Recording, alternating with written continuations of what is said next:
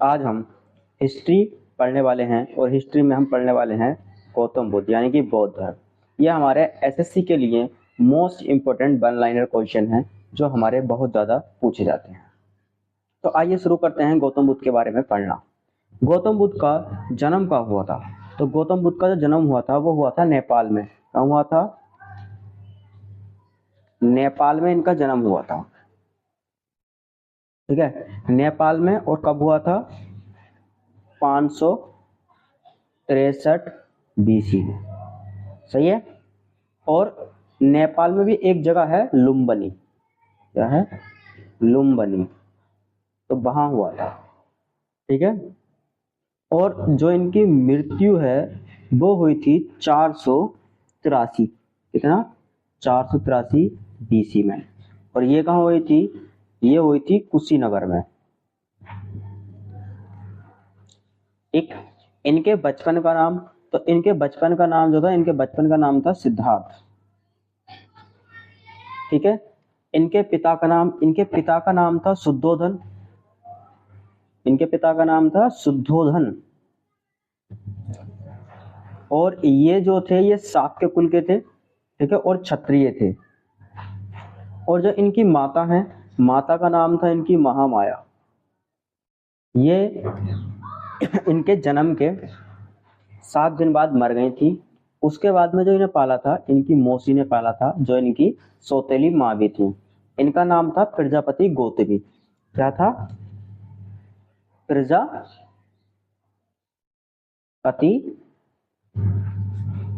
गौतमी। ठीक है। और यही जो थी इनकी पहली महिला शिक्षक वो बनी थी, शिक्षक यानी भिक्षुणी बनी थी। जो बनी थी वो यही बनी थी। और जो इनकी पत्नी थी उनका नाम था यशोधरा। यशोधरा नाम था इनकी पत्नी का। बेटा था इनका एक जिसका नाम था राहुल। ठीक है। और जो इन्होंने अपना घर त्यागा था, तो इनका घर जो त्यागा गया था वो 30 वर्ष की उम्र में इन्होंने त्यागा था। सही है। इनको ज्ञान की प्राप्ति इन्हें हुई थी बोधि वृक्ष के नीचे। जो बोधि वृक्ष था उसके नीचे इन्हें ज्ञान की प्राप्ति हुई थी।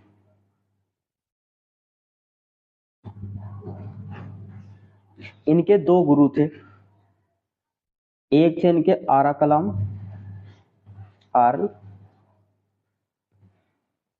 कलाम, और दूसरे गुरु जो थे इनका नाम था उद्रक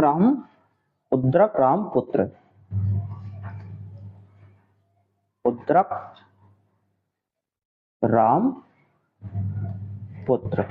ये इनके पहले गुरु थे और ये इनके दूसरे गुरु थे। अब जो इन्हें ज्ञान की जो प्राप्ति हुई थी वो बोधि वृक्ष से नीचे हुई थी। और वो बोधि वृक्ष है कहाँ? वो हमारा बोध गया में है। ठीक। बोध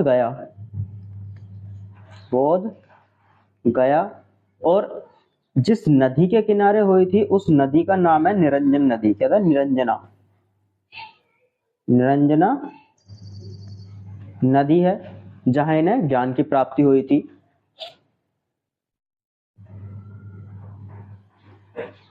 अब दूसरा है पॉइंट कि जो इनके महत्वपूर्ण प्रतीक थे वो क्या थे। तो देखो, एक पहला प्रतीक था इनका कमल।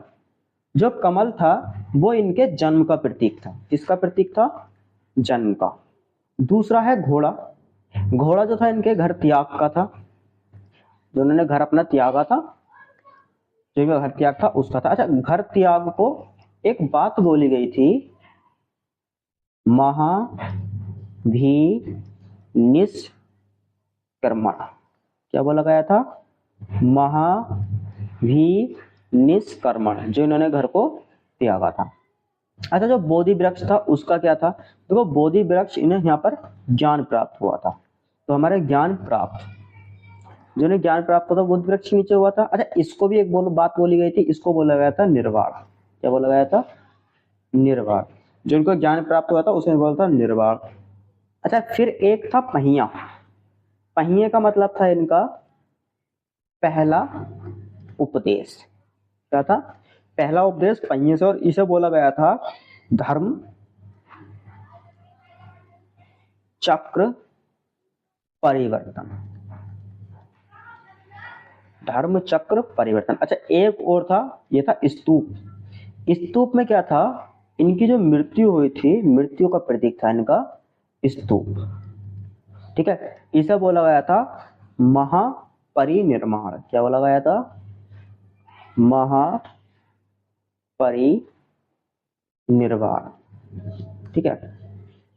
अच्छा एक चीज और है इनके बारे में, वो बहुत ज्यादा इंपॉर्टेंट है। वो क्या है कि इनको ज्ञान प्राप्त वो भी उसी दिन हुआ था, इनका जन्म वो भी उसी दिन हुआ था, और इनकी मृत्यु भी उसी दिन हुई थी। उसको क्या बोलते हैं, ये आप कमेंट में हमें बताएंगे। नेक्स्ट बढ़ते हैं। इन्होंने 4 आर्य सत्य दिए थे। क्या दिए थे, 4 आर्य सत्य बताए थे। अब वो क्या क्या 4 आर्य सत्य थे वो हम देखते हैं। तो देखो पहला जो था इनका आर्य सत्य था, वो था दुख का सत्य। क्या था, दुख का सत्य, ये इनका पहला आर्य सत्य था। दूसरा जो था वो था दुख के कारण का सत्य।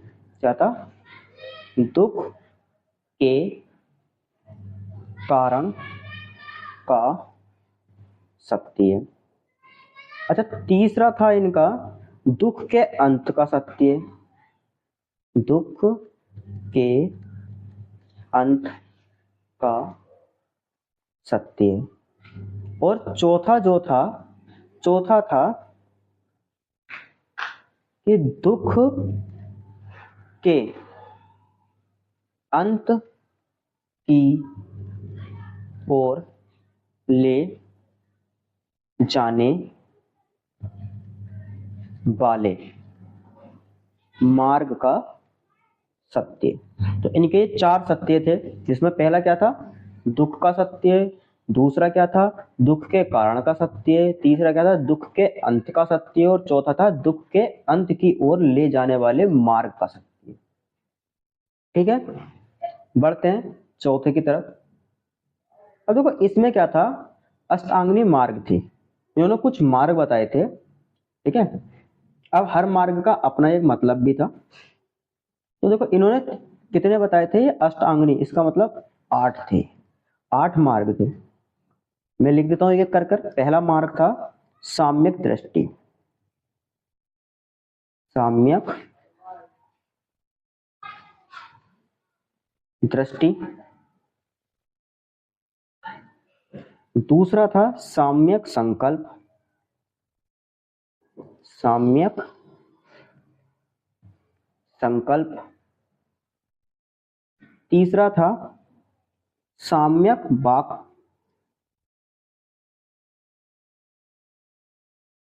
साम्यक वाक या फिर वचन। मैं वचन लिख देता हूं, साम्यक वचन। चौथा था साम्यक कर्म।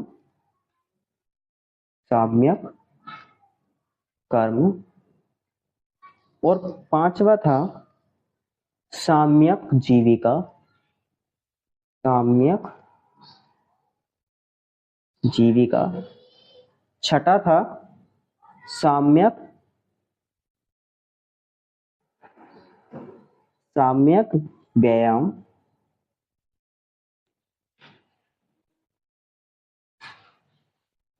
साम्यक व्यायाम। सातवां था साम्यक स्मृति। साम्यक स्मृति। और आठवां था साम्यक समाधि। साम्यक समाधि। ठीक है, ये 8 इनके क्या थे, अष्टांगी मार्ग थे। अब जो है हमारा है बौद्ध संगति। देखो बौद्ध संगति जो है कितनी हुई है और किस किस के शासन काल में हुई है और कब कब हुई है, इस चीज को हम देखेंगे। तो देखो पहली जो हमारी बौद्ध संगति थी, ठीक है, पहली तो पहली हुई थी हमारी राजगृह में। कहाँ हुई थी,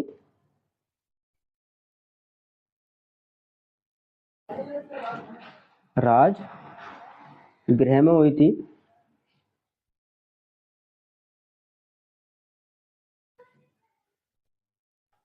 राजगृह में पहले बौद्ध संगति हुई थी और उसका टाइम था 483 ईसा, यानी कि बीसी, इसे हम ईसा पूर्व भी बोलते हैं। अच्छा, ये कराई किसने थी? तो इसे कराने वाले का नाम था अजात शत्रु, और अध्यक्ष कौन थे? महाकश्यप। ठीक,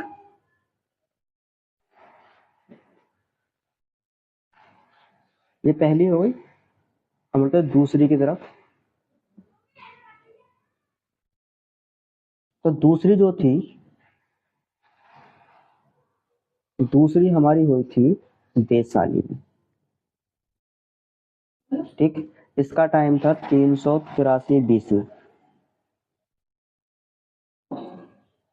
और ये कराई थी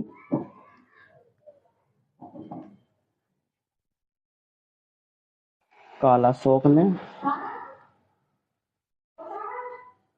और इसको जो कराया था इसके थे सब्बा कामी।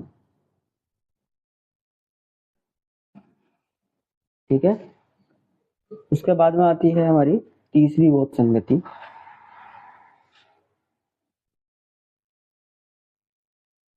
तीसरी जो थी हमारी,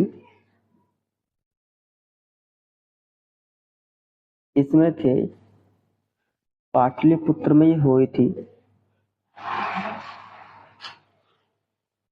पाटलिपुत्र में, और 250 बीसी में हुई थी, और इसे कराया था अशोक ने, और इसके था मोगलीपुत्र तिस्ता।